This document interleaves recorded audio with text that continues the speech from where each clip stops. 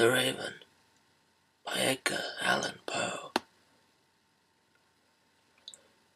Once upon a midnight dreary, while I pondered weak and weary over many a quaint and curious volume of forgotten lore, while I nodded, nearly napping, suddenly there came a tapping, as of someone gently rapping at my chamber door. "'Tis some visitor," I muttered, tapping at my chamber door. "Only this, and nothing more."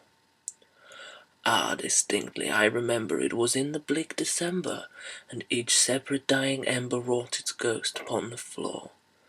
Eagerly I wished the morrow, vainly I had sought to borrow from my books a kiss of sorrow, sorrow for the lost Lenore, for the rare and radiant maiden whom the angels named Lenore, nameless here forevermore.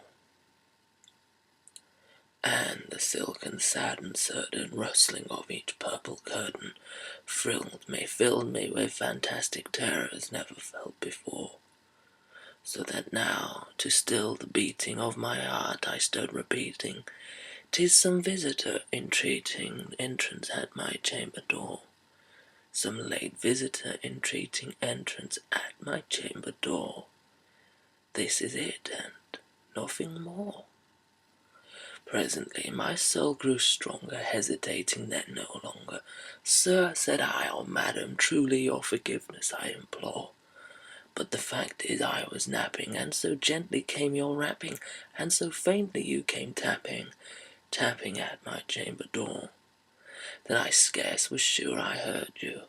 Here I opened wide the door. Darkness there, and nothing more. Deep into that darkness peering, long I stood there wondering, fearing, doubting, dreaming dreams no mortal ever dared to dream before. But the silence was unbroken, and the darkness gave no token, and the only word there spoken was the whispered word Lenore. This I whispered, and echo murmured back the word Lenore. Merely this and nothing more. Back into the chamber turning, all my soul within me burning, soon again I heard a tapping, somewhat louder than before. "Surely," said I, "surely that is something at my window lattice. Let me see then where thereat is, and this mystery explore. Let my heart be still a moment, and this mystery explore. 'Tis the wind, and nothing more." Open here I flung the shutter, when with many a flirt and flutter in there stepped the stately raven of the saintly days of yore. Not the least obeisance made he, not a minute stopped or stayed he, but with mine or lord or lady perched above my chamber door, perched upon a bust of Pallas just above my chamber door, perched and sat, and nothing more. Then this ebony bird beguiling my sad fancy into smiling, by the grave and stern decorum of the countenance it wore. "Thou thy crest be shorn and shaven, thou," I said, "art sure no craven, ghastly, grim, and ancient raven, wandering from the nightly shore. Tell me what thy lordly name is on thy night Plutonian shore." Quoth the raven, "Nevermore." Much I marvelled this ungainly fowl to hear discourse so plainly, though its answer little meaning, little relevancy bore. For we cannot help agreeing that no living human being ever yet was blessed with seeing bird above his chamber door, bird or beast, a sculptured bust above his chamber door, with such name as Nevermore. But the raven, sitting lonely on his placid bust, spoke only that one word, as if his soul in that one word he did outpour. Nothing further then he uttered, not a feather then he fluttered, till I scarcely more than muttered, "Other friends have flown before. On the morrow he will leave me, as my hopes have flown before." Then the bird said nevermore, startled at the stillness broken by a reply so aptly spoken. doubtless, said I, what it utters is only stock and store, caught from some unhappy master, whom unmerciful disaster followed fast and followed faster, till his song's one burden bore, till the dirges of his hope that melancholy burden bore, of never, nevermore. But the raven still beguiling all my sad soul into smiling, straight I wheeled a cushion seat in front of burden, bust, and door. Then upon the velvet sinking, I betook myself to linking fancy unto fancy, thinking what this ominous bird of yore, what this grim, ungainly, ghastly, gaunt, and ominous bird of yore meant in croaking nevermore.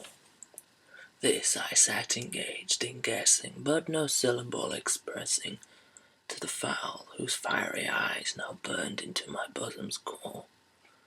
This and more I sat divining, with my head at ease reclining on the cushion's velvet lining, that the lamp-lighted gloated o'er, but whose velvet lining with the lamp-light gloating o'er she shall press, nevermore.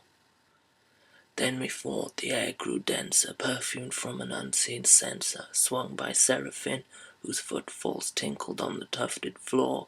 Wretch, I cried, thy God have lent thee, by these angels he has sent thee, respite, respite, and empeth from thy memories of Lenore. Quaff, oh quaff this kind empeth, and forget this lost Lenore. Quoth the raven, nevermore. Prophet, said I, thing of evil, prophet still, if bird or devil, whether tempest sent or whether tempest tossed thee here ashore, desolate yet all undaunted, on this desert island enchanted, on this home by horror haunted, let me truly I implore, is there balm in Gilead? Tell me, I implore. Quoth the raven, nevermore.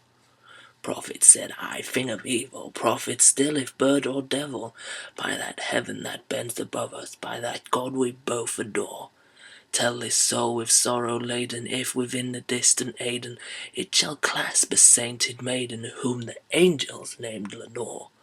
Clasp a rare and radiant maiden, whom the angels named Lenore. Quoth the raven, nevermore. Be that word our sign of parting, bird or fiend, I shrieked up starting, get thee back into the tempest and the night's Plutonian shore. Leave no black plume as a token of that lie thou shalt have spoken. Leave my loneliness unbroken, quit the bust above my door. Take thy beak from out my heart, and take thy form from off my door. Quoth the raven, nevermore. And the raven, never flitting, still is sitting,